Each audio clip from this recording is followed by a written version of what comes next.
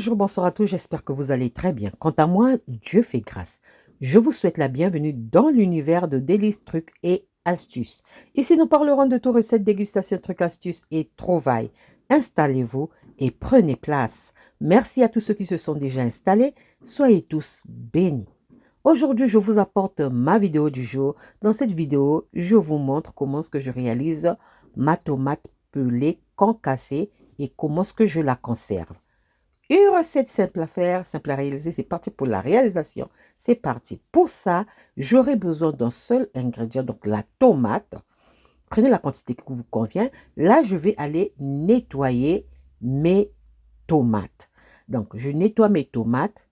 Après avoir nettoyé mes tomates, je vais venir enlever les queues là, comme pédoncules, les pédoncules de la tomate, comme ceci. Donc, à l'aide du bout du couteau, c'est ce que je vais faire. On va pas gaspiller la tomate, quoi. Donc, on va prendre ce qu'il faut enlever seulement pour ne pas gaspiller la tomate. Donc, on va enlever les pédoncules de la tomate, comme je vous montre sur la vidéo. Suivez très bien. Et je viens de dire merci à tous ceux qui m'ont suivi durant toute l'année 2023. Merci à vous.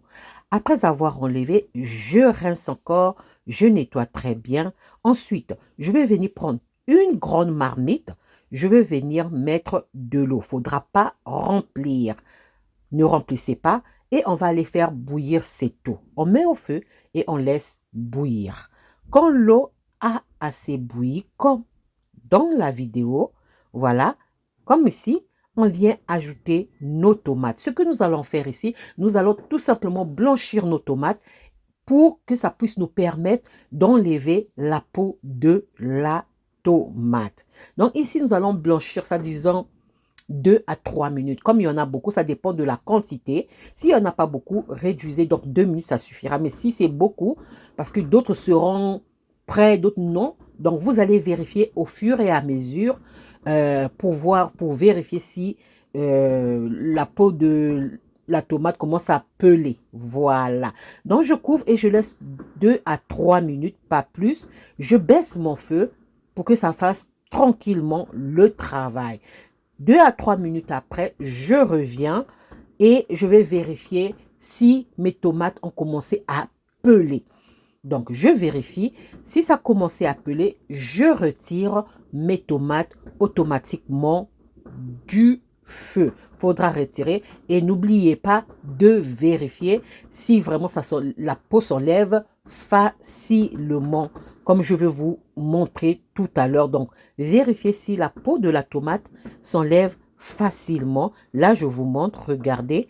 Donc là, on va vérifier. La peau de la tomate s'épelle facilement, donc c'est bon. Donc, je veux retirer ça totalement du feu et je vais aller enlever la peau de la tomate. Donc, je vais peler ma tomate. Je ne vais pas refroidir ma tomate parce que je n'aimerais pas que ma tomate soit gorgée d'eau. Il y a assez déjà d'eau dans la tomate. Donc, je ne vais pas refroidir. Je vais me brûler comme ça. On va peler nos tomates, pardon, comme vous voyez dans la vidéo. Maintenant, si vous voulez garder les peaux de la tomate, à vous de voir. Mais ici, on fait la tomate pelée concassée. Les peaux de la tomate, moi, je ne jette pas. Ce que je fais, je mélange ça avec d'autres condiments et j'en fais un assaisonnement. Voilà. Après avoir pelé mes tomates, je vais venir prendre un ciseau et je vais essayer de couper quoi avec à l'aide d'un ciseau. Voilà. À l'aide d'un ciseau. Ensuite, quand c'est prêt, je viens ajouter du sel.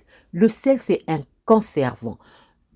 La tomate est déjà acide et sucrée, donc l'acidité et le sucre plus le sel, ce sont des conservants naturels. Donc, je ne vais pas ajouter d'autres conservants. Là, maintenant, je mets ça dans des pots en verre que j'ai bien nettoyés et stérilisés pendant au moins 10 à 15 minutes. Fait sécher. Ensuite, je viens maintenant mettre mes tomates pelées concassées à l'intérieur.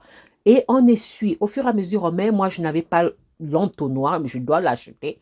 Hein? Ne venez pas me dire acheter l'entonnoir. Donc, voilà.